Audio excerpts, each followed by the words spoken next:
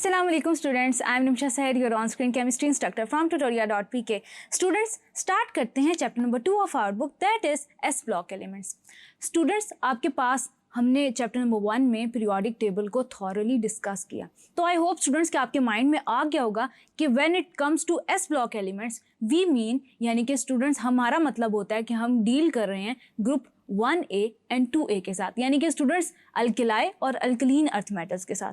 तो स्टूडेंट्स चलते हैं, डिस्कस करते हैं हम इनको पर्टिकुलरली कि इनकी प्रॉपर्टीज़ क्या हैं. सबसे पहले हम देखेंगे कि इनकी इलेक्ट्रॉनिक कॉन्फ़िगरेशंस क्या होती हैं.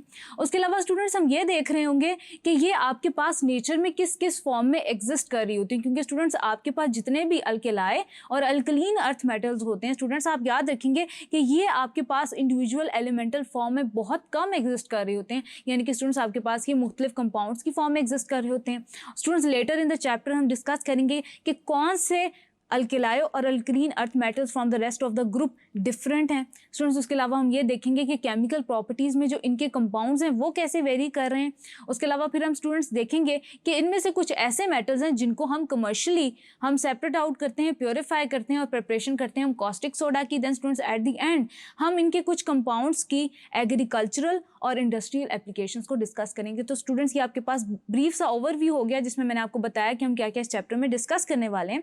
सबसे पहले तो स्टूडेंट्स हम ये देखते हैं कि आखिर वो क्या वजह है जिसकी वजह से हम एस ब्लॉक एलिमेंट्स को आप एस ब्लॉक एलिमेंट्स कहते हैं. यानी कि स्टूडेंट्स आपके पास ग्रुप 1A और ग्रुप 2A के जितने भी एलिमेंट्स होते हैं, यानी कि दोनों ग्रुप जो हैं वो आपके पास s block of the periodic table में एग्जिस्ट कर रहे होते हैं, इसलिए आप इनको एस ब्लॉक एलिमेंट्स कहते हैं.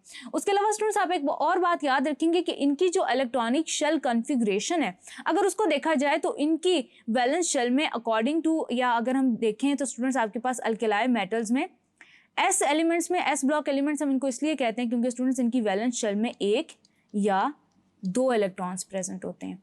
यानी कि स्टूडेंट्स क्योंकि इनकी वैलेंस शेल के अंदर एक या दो इलेक्ट्रॉन्स प्रेजेंट होते हैं, इस वजह से स्टूडेंट्स ये एस ब्लॉक में एग्जिस्ट करते हैं और इसलिए इनको एस ब्लॉक एलिमेंट्स कहा जाता है. स्टूडेंट्स जब मैं बात कर रही हूँ अल्किलाई मेटल्स की, तो स्टूडेंट्स उनके आउटरमोस्ट शेल के अंदर एक इलेक्ट्रॉन प्रेजेंट होते हैं, जबकि स्टूडेंट्स आपके पास जो अल्कलीन अर्थ मेटल्स हैं उनकी आउटरमोस्ट शेल के अंदर दो इलेक्ट्रॉन्स एग्जिस्ट करते हैं. स्टूडेंट्स यही आउटरमोस्ट इलेक्ट्रॉन्स लूज करके ये रिएक्ट कर रहे होते हैं, जिनके फर्दर रिएक्शंस और रिएक्टिविटी को हम डिस्कस भी करेंगे. तो स्टूडेंट्स हम जब डिस्कस करते हैं कि why they are called as s block elements, because s orbitals are being filled in their outermost shell. The elements of group 1A except hydrogen are called as alkali while that of 2A are called as alkaline earth metals. उसके अलावा students आप देख सकते हैं कि आपके सामने group 1A में यानी कि अल्किलाई मेटल्स में आपके पास आ जाते हैं lithium, sodium, potassium, rubidium, caesium, francium. Then students आपके पास ग्रुप 2A के अल्कलाइन अर्थ मेटल्स के अंदर आपके पास आ जाता है beryllium, magnesium, calcium, strontium, barium, radium.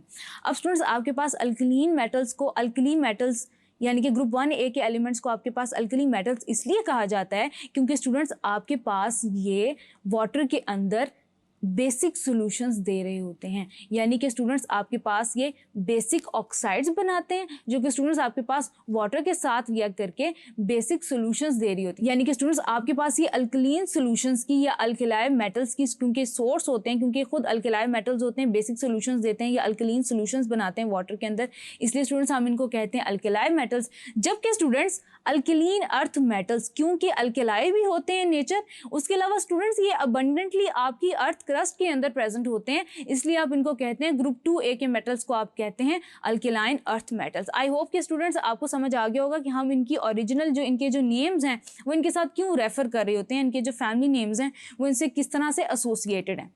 तो स्टूडेंट्स आगे चलते हैं. आप देख सकते हैं कि आपके पास पीरियोडिक टेबल के अंदर कैसे प्लेसमेंट होती है अल्किलाई और अल्कलीन अर्थ मेटल्स की. उसके अलावा स्टूडेंट्स आप याद रखेंगे कि हाइड्रोजन जो होता है वो आपके पास ग्रुप 1A के ऊपर प्लेस्ड होता है. देन स्टूडेंट्स हम आगे चलते हैं, इलेक्ट्रॉनिक कॉन्फ़िगरेशन देख लेते हैं अल्किलाई मेटल्स की और स्टूडेंट्स थॉरली देख लेते हैं कि इनकी प्रॉपर्टीज़ कैसे डिफर कर रही होती हैं. सबसे पहले तो स्टूडेंट्स आपके पास आते हैं अल्किलाई मेटल्स के अंदर lithium, sodium, potassium, rubidium, caesium.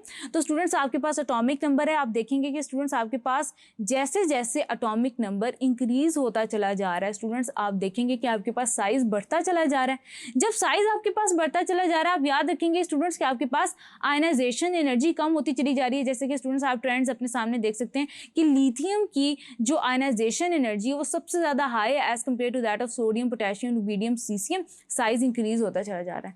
Then students बिल्कुल इसी तरह आपके पास इलेक्ट्रॉन एफिनिटी की वैल्यूज आ जाती हैं, इलेक्ट्रोनेगेटिविटी की वैल्यूज भी बिल्कुल इसी आपके पास ट्रेंड में आ जाती है कि आपके पास जो अट्रैक्शन होती है शेयर्ड पेयर ऑफ इलेक्ट्रॉन की वो कम होती चली जाती है down the group.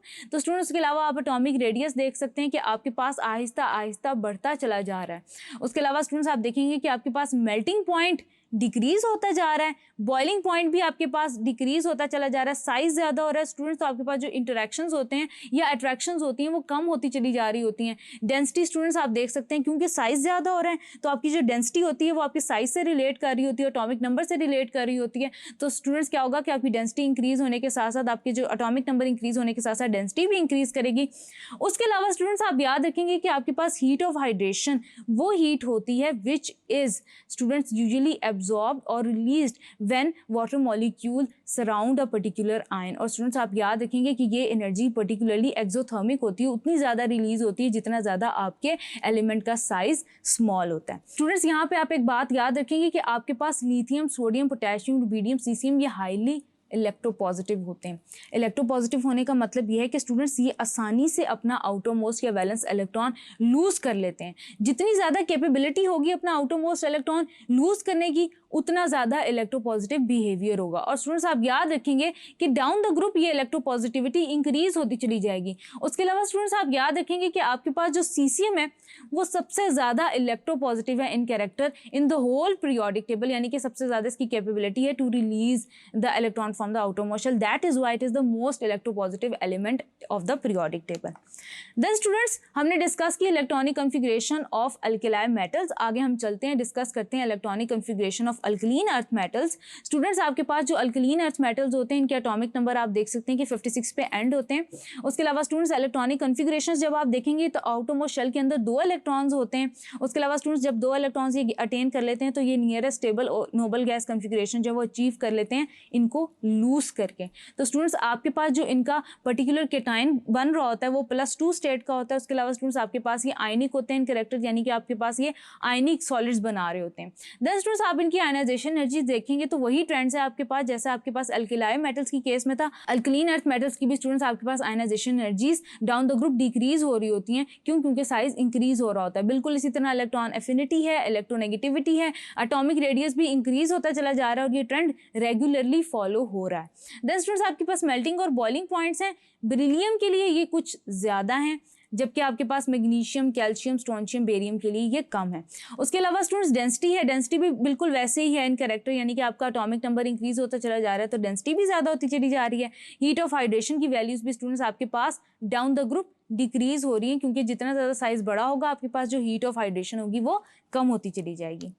Then students हमने डिस्कस की इलेक्ट्रॉनिक कॉन्फ़िगरेशंस, हमने इंट्रोडक्शन लिया कि आपके पास अल्कली और अल्कलीन अर्थ मेटल्स को एस ब्लॉक एलिमेंट्स क्यों कहते हैं, वो पीरियोडिक टेबल में एग्जिस्ट किधर करते हैं, उनकी नेचर क्या होती है। स्टूडेंट्स यहाँ पे आप एक और बात याद रखेंगे कि आपके पास अल्कलीन अर्थ मेटल्स भी इलेक्ट्रोपॉजिटिव हैं लेकिन क्योंकि इनके साइजेस कम होते हैं as compared to that of alkali metals तो स्टूडेंट्स इनकी जो इलेक्ट्रोपॉजिटिविटी होती है वो कम होती है as compared to that of alkali metals. Having said that students आगे चलते हैं, डिस्कस करते हैं occurrence of alkali and alkaline earth metals one by one. Thank you.